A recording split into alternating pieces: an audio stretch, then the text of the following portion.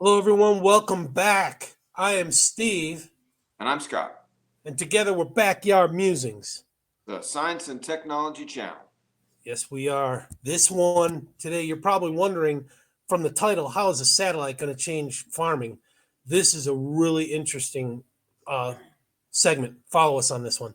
The NISAR, NISAR satellite is set to revolutionize global agriculture by providing high res, frequently updated radar data on crops and soil moisture. This breakthrough will allow farmers and policymakers to optimize planting schedules, irrigation, and resource allocation with unprecedented precision. That all sounds fancy, but it's going to improve farming big time. Unlike traditional satellites, NISAR's dual frequency radar can penetrate clouds and crop canopies, offering deeper insights into the biomass, soil moisture, and plant health. Would you like to know more? When it launches this year, the NISAR, which is NASA ISRO Synthetic Aperture Radar satellite, will deliver a powerful stream of data to support farmers in the U.S. and worldwide. Developed by NASA and the Indian Space Research Organization, this mission will track crop growth from planting to harvest, offering key insights to help farmers optimize planting schedules, improve irrigation, and make the most of their time. Yeah.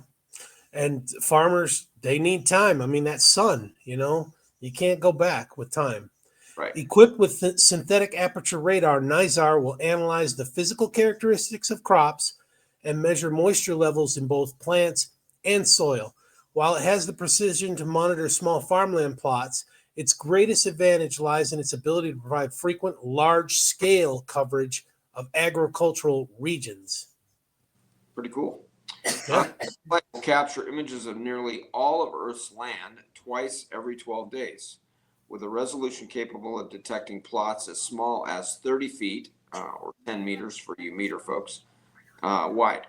This level of detail will allow users to track week to week changes on individual farms or zoom out to observe trends across entire regions.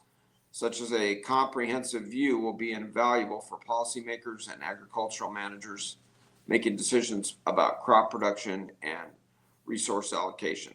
Yeah. So I'm just trying to think about this. So is this thing going to be able to tell if it's a good time to plant or a bad time to plant, or wait a few days, or maybe you missed the mark, or I don't know, is it going to be that? Well, with how much moisture's in the ground, they'll tell whether you're going to need to saturate it with water first or if it's ready to plant. Um, and when the crop's in the ground, they'll be able to tell. It'll be able to tell how much moisture is in the plants, so that when you need to irrigate, it's all about those resources because everybody taps into rivers and underground, and there's a lot of river rights over here in the west of the United States. There's a lot of fights about water rights. Right. Okay, tapping NISAR data, decision makers could, for example, estimate when rice seedlings were planted across the region and track their height and blooming through the season while also monitoring the wetness of the plants and paddies over time. That's applicable in all the Far East, like Malaysia and Asia and Japan, China, all those countries. They rely on rice. An unhealthy crop or drier paddies may signal the need to shift management strategies. Quote, it's all about resource planning and optimizing, and timing is very important when it comes to crops. When is the best time to plant? When is the best time to irrigate? That is the whole game here, says Narendra Das, a NISAR science team member and agricultural engineering researcher for at Michigan State University in East Lansing. Go Spartans, that's what I'm saying. All right. Okay. NISAR is set to launch this year from ISRO's Satish Dhawan Space Center on India's southeastern coast. Once in operation, it will produce about 80 terabytes of data products per day for researchers and users across numerous areas, including agriculture.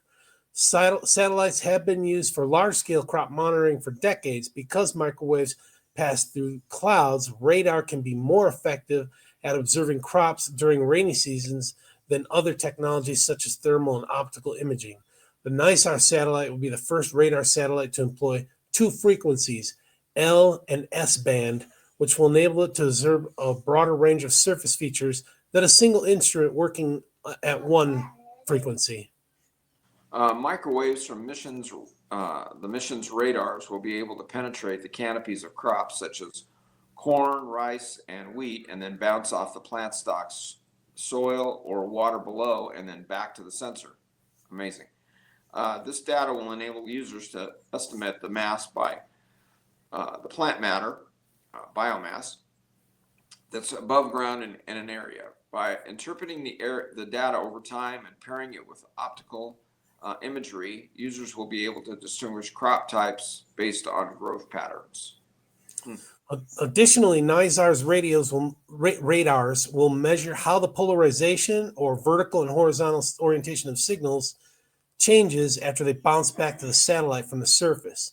This will enable a technique called polarimetry that, when applied to the data, will help identify crops and estimate crop production with better accuracy. That's the word of the day with that alarm there. Yeah. Polarimetry.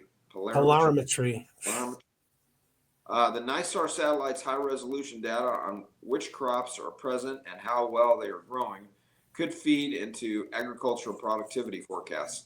The NISAR satellite can also help farmers gauge the water content in soil and vegetation. In general, wetter soils tend to return more signals and show up brighter in radar imagery than drier soils.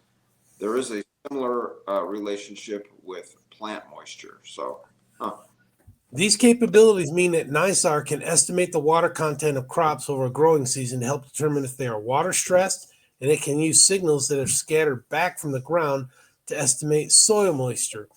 The soil moisture data could potentially inform agriculture and water managers about how croplands respond to heat waves or droughts, as well as how quickly they absorb water and then dry out following rain, information that could support irrigation planning.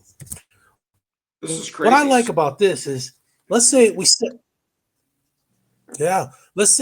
one of these to Mars, and it starts mapping out Mars to see where there's moisture on Mars, or a distant planet, in a distant solar system, 300 light years from now. We know if there's enough moisture for crops, and then we go terraform it and settle it. Yeah, well, I'm thinking more of a simple man form. So instead of noticing that your plant is needing water because it's droopy, these guys can get a jump on it by able to tell if the plant needs moisture just by this radar and the data. That'll save a whole lot of time. It could save water if your plant doesn't need water, or if it needs more water. I mean, this is amazing stuff. So yeah, I'm excited about the farmers that are going to be able to use this and take advantage of it. Yeah. Well, I wonder if it's going to be like Dish Network. Is going to be available to anybody that wants to subscribe to it. They got these satellites. Oh, you mean like for a fee, like a monthly fee or something? Maybe. Yeah. So a farmer, a huge farmer that and you maybe you're charged. And I'm not trying to be a marketer here or anything, but maybe a huge farm is charged more than a small family farm. But I think this is amazing stuff. This is really cool. Yeah, really cool. Taking the guesswork out of it, definitely. So. Yep. All right, folks. Thanks for joining us. We'll catch you on the next one. Take care, everyone. Thanks.